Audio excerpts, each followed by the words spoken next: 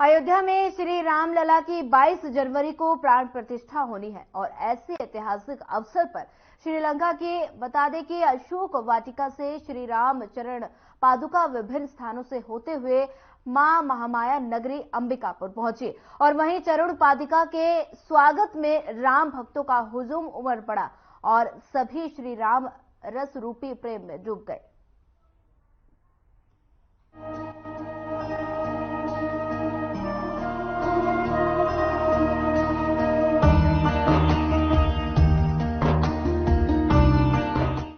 Doctor Ram अवतार शर्मा के नेतृत्व में श्रीलंका के पुष्प वाटिका से श्री राम चरण पादुका विभिन्न स्थानों से होते हुए मां महामाया नगरी अंबिकापुर पहुंची। शहर के अलग अलग जगहों पर शोभा यात्रा का भव्य स्वागत किया जा रहा है। वहीं डॉक्टर राम अवतार शर्मा ने भी बताया कि श्री राम की जहां ठहरने की गाथा है। ओम गर्ग प्रदेश उपाध्यक्ष विश्व हिंदू महासंघ का ये हमारे अंबिकापुर वासियों के बहुत सौभाग्य की बात है कि हम लोगों को श्री राम की चरण पादुका का दर्शन करने का सौभाग्य प्राप्त हुआ। जय हिंद, जय श्री राम। और हम सबको जैसे ये जानकारी मिली कि श्रीलंका से अयोध्या तक की प्रभु श्री राम जी के पद चिन्हों को ले जाया जा रहा है वहां पे स्थापित करने के लिए अयोध्या में, तो हमारे लिए तो निश्चित तौर पे ये बहुत ही गर्व का क्षण था। और जैसी यात्रा कल शाम को यहाँ पे अंबिकापुर में पहुंची, हमने इस यात्रा के विश्राम का प्रबंध हमने यहाँ पे किया। 30 से 35 लोगों का समूह यहाँ पे आया है और अखिल भारतीय रामायण सर्किट के जो चेयरमैन है श्री रामोतार जी शर्मा, उनके प्रतिनिधित्व में ये पूरा प्रतिनिधि मंडल श्रीलंका से अयोध्या की यात्रा पर निकला है। और जहां जहां श्री राम जी के चरण पड़े थे वहां से ये यात्रा होके गुजर रही है। और उसी क्रम में ये अशोक वाटिका से वहां के पद चिन्हों से लिया गया, फिर पूरा जो है मिट्टी हर जगह की ली गई है, वहां के सरोवरों का जल लिया गया है, उससे जो है पूरा मंत्र विभूषित करके और उसको प्रतिस्थापना करके चरण पादुकाओं को ले जाया जा रहा है। उसमें 2 तरह की पादुकाएं हैं। एक मुख्य पादुका जो है वो अभी रामगढ़ अभी लेके गए हैं वहां की मतलब दर्शन के लिए, तो ये हमारे ही कुछ साथी उनको लेके गए वहां के रामगढ़ भ्रमण के लिए।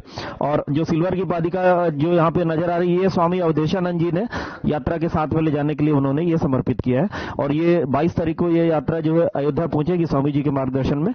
और इधर से अभी ये यात्रा जो है आगे विश्रामपुर, सूरजपुर और ये अनूपपुर, शहडोल ये होते हुए ये यात्रा 22 तारीख को अयोध्या पहुंचेगी, जहाँ की अपने श्री राम मंदिर का जो उद्घाटन होना है, उद्घाटन समारोह में ये इनको वहां पे प्रतिस्थापित किया जाएगा। वहां की मिट्टी, जल समेत अन्य चीजों का संग्रहण आगामी 22 जनवरी को राम मंदिर प्राण प्रतिष्ठा में अर्पित किए जाएंगे।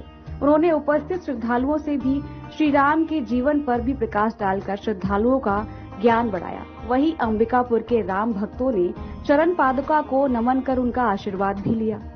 अग्रवाल समाज के अमन अग्रवाल और सचिव संजय अग्रवाल ने अपने सहयोगियों के साथ मिलकर श्री राम की चरण पादुका लाने वालों का और श्रद्धालुओं को दर्शन व्यवस्था की संपूर्ण जिम्मेदारी सुचारू व्यवस्था के रूप में की। भारत सरकार पर्यटन मंत्रालय में जो रामायण सर्किट है उसके अध्यक्ष की जिम्मेदारी है मेरे पास। और ये जितने स्थल हैं लगभग 51 वर्षों में मैंने इसका शोध किया है।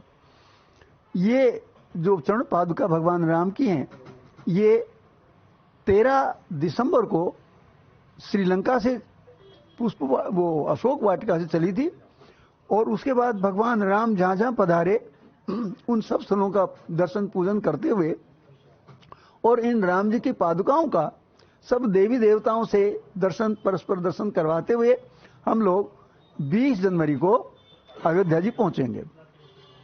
बड़ा उत्साह है लोगों में, पूरे देश में ऐसा उत्साह है जैसे श्री राम स्वयं आ गए हों। मैं तो अनुभव करता हूं कि ये दिवाली से भी बड़ा उत्सव हमारे यहाँ इस बार होने जा रहा है। इसमें लगभग 10 जिलों में से होते हुए 10 प्रांतों में 80 जिलों में सब दर्शन पूजन करते हुए 249 स्थलों का हम लोग पूजन करेंगे और अंत में हम जहां भगवान श्री राम का जन्म हुआ उस स्थल पर हम लोग पहुंचने वाले हैं। हमने इन स्थलों का जो शोध किया है वो लगभग 50 वर्ष उसमें लगे हैं, किंतु हमने रामायणकालीन विज्ञान और रामायणकालीन संस्कृति पर अभी किसी ने चिंतन बहुत कम लोगों ने किया है। हमारी ट्रस्ट ने अयोध्या जी में 3.25 एकड़ जमीन खरीदी है। उसमें रामायणकालीन विज्ञान क्या था, जैसे पुष्पक विमान क्या था, हथियार कैसे थे, पुल कैसे बनते थे, वस्त्र कैसे बनते थे, भवन कैसे बनते थे, रामायणकालीन उपचार कैसे होता था, रामायणकालीन विश्व का भूगोल क्या था, आदि अनेक विषयों पर वैज्ञानिक दृष्टि से हम लोग काम कर रहे हैं। और उसमें अंतर्राष्ट्रीय श्री राम संग्रहालय की स्थापना मुझे लगता है मार्च में हम उसका शिलान्यास कर देंगे।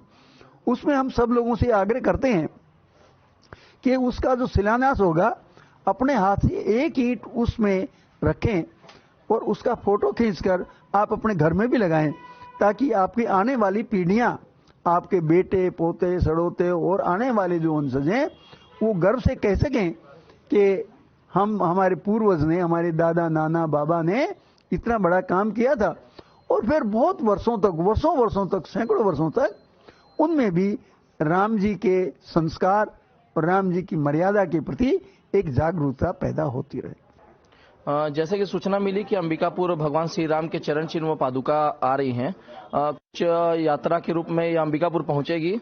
हमें सिर्फ यह सूचना थी कि यह सिर्फ व्यवस्था उनकी रुकने की और भोजन की व्यवस्था करनी है, लेकिन हमें जब पता चला कि भगवान श्री राम के चरण चिन्ह व पादुका अंबिकापुर पहुंची है, जो कि अयोध्या में बन रहे श्री राम मंदिर में स्थापित होंगी, तो हमारा उत्साह एक अलग ही था।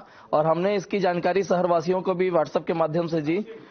लोगों जानकारी पाते ही लोग दर्शन के लिए शाम 7 बजे पहुंची ही थी चरण पादुका, और लोग दर्शन के लिए 7 बजे से रात को 11-12 बजे तक लोगों का तांता लगा रहा और लोग बहुत ही उत्साहित दिखे। जो चरण पादुका वो चरण चिन्ह है, यह अशोक वाटिका श्रीलंका से होते हुए यह अयोध्या पहुंचेगी। राम वन गमन पथ, जहां जहां श्री राम जी गए थे भारत में श्रीलंका से होते हुए, वहां इन चरण चिन्हों को ले जा करके वहां की मिट्टी व वहां के जल से चरण चिन्ह की पूजा अर्चना कर लगभग 290 स्थानों से होते हुए यह अयोध्या पहुंचेगी, जहां वहां के मंदिर में स्थापित की जाएगी। आपको बता दें कि 22 जनवरी को अयोध्या में भव्य श्री राम मंदिर की प्राण प्रतिष्ठा होगी। इसके लिए श्रीलंका की अशोक वाटिका से भगवान श्री राम की चरण पादुका को भक्त लेकर अयोध्या जा रहे हैं। इसी कड़ी में चरण पादुका छत्तीसगढ़ के अंबिकापुर पहुंची, जहां श्री राम के जयकारों से आकाश गुंजयमान हो गया। शहर के अग्रसेन भवन में चरण पादुका रखी गई, जहां भक्तों ने फूल माला चढ़ाकर दर्शन लाभ प्राप्त किया।